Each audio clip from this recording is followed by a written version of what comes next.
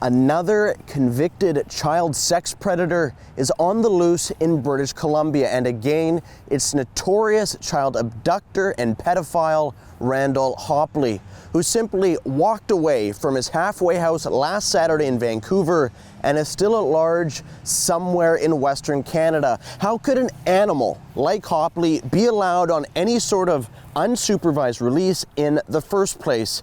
This is an individual who has committed not one, not two, but 3 sexual offenses against children, and who infamously abducted 3-year-old Keenan Hebert back in 2011 while he was sleeping at his home in Sparwood, BC, bringing him back to his child sexual abuse lair that included some of the most disturbing imagery that you could possibly imagine. And now he's roaming free, likely scouring parks and communities for his next innocent underage victim.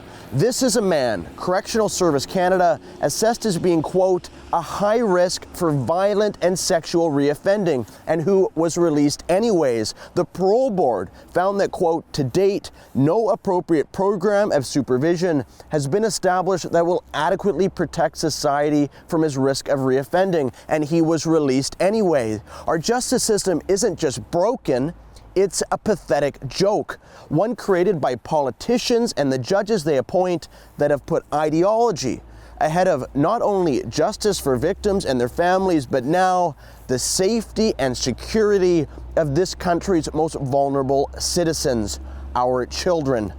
When someone is tried and convicted of violent sexual acts against young kids and are assessed as a high risk to reoffend, we cannot simply release them back into our communities. We cannot simply roll the dice on whether they will sexually or violently assault another child.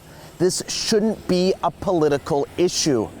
And I only hope that the RCMP and Vancouver Police are successful in tracking Hopley down, and we as a society begin to wake up to this absurd reality before another innocent kid pays the price.